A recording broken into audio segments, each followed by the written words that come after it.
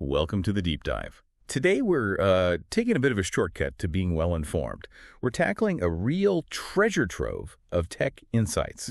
It's from random technical news you can possibly use, which comes straight from Andrew Kagan's desk. And look, this isn't just some random list. It's a really carefully curated selection of updates, articles, videos, spanning pretty much everything.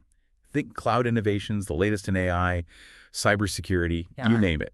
Our mission, really, for this deep dive is to unpack the most important nuggets of knowledge from this weekly newsletter. Help you cut through all the noise and really understand what truly matters in this, let's face it, incredibly fast-moving tech landscape. Yeah, and what's fascinating here isn't just the individual items, right? It's how these, seemingly separate pieces of news, when you look at them together, they start to paint a clearer picture. You see emerging patterns, critical shifts across the whole industry. So we're going to try and connect those dots, dig into the significance of these updates, and maybe most importantly, why they should matter to you. Exactly. So whether you're maybe prepping for a big meeting or just trying to catch up on a field, or maybe you're just insanely curious about where tech is heading, buckle up. We're about to jump into what I think will be a really fascinating, maybe even entertaining conversation. And we're going to kick things off with a look at Azure. Okay, let's unpack this. So first up, Azure. We're seeing updates here from, as recently as July 4th. But two things really caught my eye straight away. Multi-cloud storage migration with Azure Storage Mover, and AVD disconnects solved with new feature. Now, for anyone out there juggling different cloud providers or, wrestling with virtual desktop issues, these sound incredibly practical, almost like a sigh of relief, maybe? Oh, absolutely they are. That multi-cloud storage migration with Azure Storage Mover, it's more than just a feature, It really highlights a fundamental shift, a growing reality for so many organizations. This need for flexibility, for interoperability across different cloud environments. Yeah. It's a big step towards truly seamless data movement. So it's making multi-cloud less of a headache, less sticky. Precisely. Because, let's be honest, multi-cloud sounds great, but data gravity, those hefty egress fees, they've been real blockers. This storage mover, it's kind of a foundational piece. It could unlock hybrid architectures that were maybe too costly or complex before. And the hidden takeaway for you, it puts pressure on the vendors, makes switching a more credible threat, which should drive innovation. That's a really interesting angle, the competitive pressure. Yeah. Okay, and the AVD disconnects, that's a real user pain point, right? People getting booted off their virtual desktop. It's huge. I mean, VDI, virtual desktop infrastructure, it's all about a seamless experience. Frequent disconnects, they're not just annoying. They hit productivity, they hurt adoption, they damage the whole perception of cloud desktops. So Microsoft tackling this, especially in our hybrid work world, shows they're serious about refining AVD, making it reliable for the enterprise. It's about building trust, fundamentally. Building trust in the platform itself. Okay, and then there's the other piece, quite intriguing. Zero trust agents for multi-agent workflows. Yes, zero trust. It's a crucial security evolution. It sounds intense, like robot security guards. Well, sort of. Zero trust agents basically mean verifying every single request, no matter where it comes from. Assume nothing is trusted. Now, apply that to multi-agent workflows, especially with AI agents popping up everywhere. It's about making sure interactions between different AI systems, maybe even across organizations, are secure and verifiable. You might even use a protocol like A2A, agent to agent, to ensure they collaborate securely. A2A? Yeah, agent to agent. Think of it as a secure handshake protocol just for AIs, this whole zero trust agent thing. It's really forward-looking, essential for robust security in these increasingly complex digital environments we're building. Right, securing the AI interactions themselves. Okay, that makes sense. Yeah. Let's move into Microsoft 365. This is where, honestly, many of us spend our work days. Yeah. And there are some updates here that might seem small, but could be pretty mighty, like Windows 11 Notepad adds Markdown support. Now, as someone who writes a lot, that actually made me smile. Is that just me, or is that genuinely useful? No, it's genuinely useful. It's huge for developers, writers, anyone working with structured text. It shows how even core tools are adapting to modern workflows. But stepping back, notice the really clear emphasis here on AI integration. That's the big story in M365 land. You see, building AI apps on SharePoint Embedded and Copilot notebooks in OneNote. Right, so AI isn't just like an add-on feature anymore. It's becoming embedded, woven into the fabric. Exactly, deeply embedded. It's becoming part of how we fundamentally use these tools.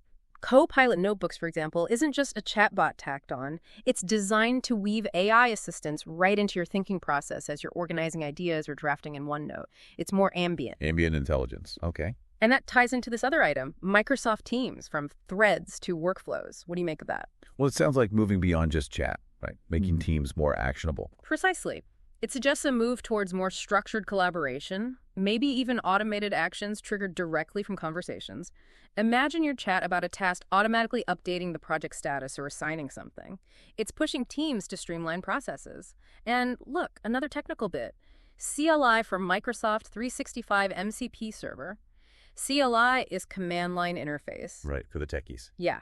And MCP is that protocol we'll likely keep mentioning. Model Context Protocol. This shows even command line tools are evolving to support AI interactions, specifically how AI gets its context. Okay, this MCP thing, Model Context Protocol, you mentioned it was Zero Trust Agents too. It sounds important. Can you unpack that a bit more? What is it fundamentally? Absolutely. Think of MCP as like a universal translator plus air traffic controller, but for AI. It's essentially a standardized set of rules, a protocol dictating how AI models access external data, how they understand the context of that data, and how they interact with other services or even other AI agents. So it's the instruction manual for AI talking to the outside world. Kind of, yeah. It's crucial because it means an AI model built by, say, one team or even one company can theoretically pull data from another system or plug into a different application without needing completely custom code for every single connection. It reduces friction, it boosts interoperability, it lets you build more complex AI systems where different parts can actually work together smoothly. It's about creating that common language for AI. Got it, a common language. That makes the connection across these different updates much clearer. Okay, let's shift to the Power Platform and Dynamics 365. Data integration is always massive here. Virtual tables in Dataverse, that sounds like a potential game changer for getting data together. What's the real impact? It really is fascinating. Dataverse is becoming the central hub for data access, right? And virtual tables make it super flexible without physically moving the underlying data. So the data stays where it is. Exactly. That's huge for compliance, for cost, for getting real-time insights. You can bring in data from external sources, SAP, Salesforce, custom databases, whatever, and treat them just like native Dataverse tables. It simplifies things massively, reduces data duplication, latency, gives you that unified view. A unified view without the pain of moving everything. Okay. And, naturally, connect that back to AI. Combine it with Dataverse MCP server for AI workflows. It positions Dataverse even more strongly as that critical hub for building and running AI-driven apps. It uses that MCP standard we just talked about to feed AI models the external data they need, the context they need. Context is king for AI, it seems. And for people actually building these AI experiences, there's a Copilot Studio, architecture diagram guide. That suggests Copilot Studio isn't just for simple bots anymore, right? We're talking serious enterprise stuff. Precisely. The fact that they're publishing architectural guidance tells you these tools are getting complex and powerful. When you deploy copilots for core business processes, you need them to be robust, scalable, well-designed. This guide helps developers build those enterprise-grade solutions, ensuring they handle performance, security, maintainability, all that good stuff. It really shows the platform is maturing, moving beyond demos to real production-ready AI apps that need proper blueprints. Right, serious blueprints for serious AI. Okay, shifting gears again, let's talk DevOps, SRE, and infrastructure. We see Wireflows 101 mentioned. That term might be new for some listeners. What exactly is a wireflow? Good question. It's about how we visualize and plan user experiences, especially in complex systems. Think of it as a hybrid, part flowchart, part wireframe. So it maps out the actual steps, the interactions a user takes through a system, page by page, screen by screen. It gives you that high-level view of the user journey. And it's crucial for DevOps and SRE because it helps spot potential problems, bottlenecks, dead ends, weird logic really early in the design phase. Makes the whole system more reliable from the get-go. Finding problems before you build them. Makes sense. And then there's this, the Sense AI framework, teaching developers to think with AI. This sounds philosophical. Maybe a bit. But it's practical, too. It's not just about using AI tools. It's about integrating AI into the developer's actual thought process, creating a new paradigm for building software, cultivating an AI-native mindset, if you will, designing solutions where you're constantly asking, how can AI fundamentally improve this? How can AI define this? Not just sprinkling AI on top later. So thinking with AI, not just about AI, that's a shift. And look, MCP again, an MCP marathon deep dive video. Right. It really feels like this model context protocol is becoming foundational across the board. It absolutely is. Seeing it pop up in the DevOps space really underscores that. A standardized way for AI models to talk to data and services. That's critical for smooth integration and deployment in development pipelines. DevOps thrives on consistency, automation. MCP helps make AI components easier to manage, move from dev to prod with less friction. It enables CI/CD for AI apps, making deployments predictable and reliable. Making AI predictable. That's a goal. Okay, on to data, analytics, and AI itself. I had to say, I really appreciated this point from the newsletter. Powered by AI is not a value proposition. Such a good reality check. Oh, absolutely essential, especially now, right, with all the hype. It forces us and companies to reevaluate how we talk about AI and, more importantly, how we understand its value. The value isn't just having AI. It's what specific, tangible problem does it solve? What new capability does it actually enable? It has to be about the outcome, not just slapping the AI label on something. If a product says powered by AI but can't explain how it helps you, well, that's pretty weak, isn't it? Yeah, it forces the question, so what? What does it do for me? Exactly. What problem does it solve that couldn't be solved before or solved as well? That's a great filter. And then, speaking of AI infrastructure, Google open sourcing its MCP toolbox. That feels significant. Highly significant. It's another major player reinforcing MCP as that key industry standard for how AI models get context access tools, regardless of who made the model or the tool. When Google open sources something like this, it's partly strategic, right? Drive adoption, establish the standard. But it definitely points towards a future where AI interoperability is just expected. Models and tools from different places working together seamlessly, fostering a more open ecosystem. An open ecosystem for AI. Interesting. And also in this section, you see things like your personal analytics toolbox and Fabric workspace identity, best practices. It suggests this dual focus, empowering individuals with data, maybe using things like KQL, custom query language for easier exploration. Yeah, it's quite powerful for queries, but also ensuring robust security and governance around that data, especially as it gets used in more places, balancing enablement with control. Always a tricky balance. Okay, let's talk security, compliance, and privacy. Always critical. Understanding passkeys, definitely a hot topic. Moving beyond passwords. It's a huge leap forward. Passkeys offer strong, phishing-resistant authentication. Everyone should really try to understand how they work. They use public key crypto, tied to your device, much harder to steal or phish than a password. Sounds promising. But the threats aren't going away. Definitely not. These updates are also stark reminders. Look at exploiting Azure Arc for hybrid persistence. This shows attackers using legitimate cloud management tools, Azure Arc in this case, for malicious purposes. Living off the land, gaining persistent access in hybrid setups, blurring the lines. Using the good tools for bad things. Scary. And then Trojanized PuTTY and WinSCP attacks via search. This is classic supply chain risk. You download a popular trusted tool like PuTTY or WinSCP, maybe from a top search result, but it's been compromised. Malware baked right in. It really hammers home the need for strong data loss prevention, DLP, and constant vigilance against everything, DDoS attacks trying to knock you offline, RCE vulnerabilities letting attackers run code. Defense in depth is key. Defense in depth. Okay, but there is some good news on the defense side. Canvas. Open source incident response tool. Yes, a glimmer of hope. Open source tools like Canvas are vital. They foster collaboration, transparency in the security community. Canvas helps automate and centralize how you respond to incidents, following playbooks, identifying, containing, recovering faster, more efficiently. It empowers the defenders. Empowering the defenders. We need more of that. Okay, next section. Learning and certifications. Always valuable for listeners looking to upskill.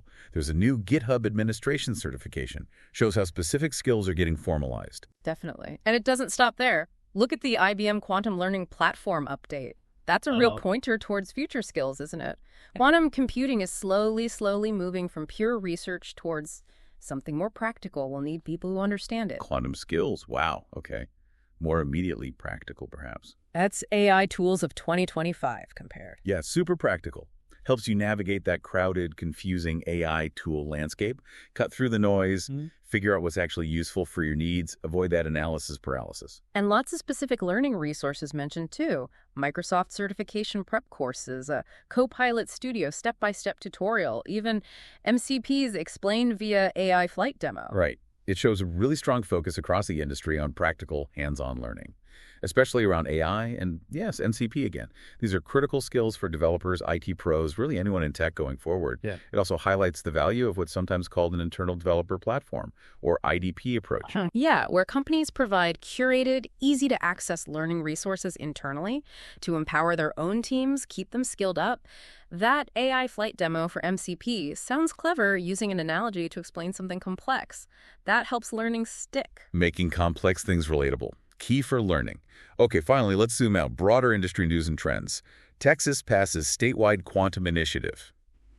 That sounds big. It's not just companies anymore. States are getting in the game. It is big. Connect that to the bigger picture. It signals growing government focus, state-level focus on these cutting-edge techs like quantum. States like Texas see the potential, economic, strategic, and they want to be hubs for research, talent.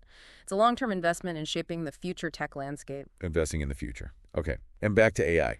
Managing AI agents, essential future skills. Yeah, this emphasizes something crucial. AI isn't just about building the models anymore. It's increasingly about orchestrating them, overseeing their operations. That means new skills. Monitoring performance, ensuring ethics and compliance, troubleshooting autonomous decisions, learning how to collaborate with them effectively. It's a whole new management layer emerging. Managing the agents, not just the people. Interesting. And then, real-world proof. Dust hits $6 min ARR. AI agents that work. ARR is annual recurring revenue. Exactly. Seeing actual revenue numbers like $6 million ARR, that's a huge validation point. It shows AI agents aren't just theory or cool demos anymore.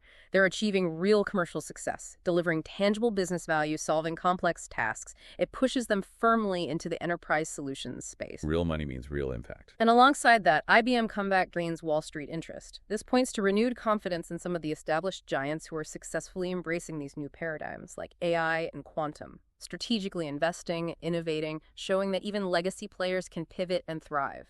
Okay, so we've covered a lot of ground, pulling insights from this newsletter. What does it all mean for you, our listener? Well, from AI getting deeply, almost ambiently woven into our daily tools via things like the Model Context Protocol, to the constant evolving cybersecurity threats, and then this exciting, if still early, world of quantum computing, just paints a picture of incredibly rapid technological change, doesn't it? It's a dynamic landscape where, honestly, continuous learning, like those certifications and tutorials we saw, it's not optional anymore. It's essential just to stay relevant, effective, maybe even competitive. The future of work really seems to be about how effectively you can leverage and, yes, collaborate with these intelligent systems. Which really leads to a final important question for you to think about as you navigate all this. As these AI agents get smarter, more prevalent, more capable of interacting using protocols like A2A, how do our roles as humans evolve? What are the new skills you need to cultivate? Not just to use the tech, but to thrive in a world that's increasingly automated and intelligent, where collaboration isn't just human to human, but human to AI. How do you make sure you're the orchestrator, not just the user? That is definitely a deep thought to leave everyone with. We really hope this deep dive into Andrew Kagan's newsletter has sparked some aha moments for you, giving you a clearer view of the tech horizon. Until next time, keep exploring, keep learning, and definitely keep asking those important questions.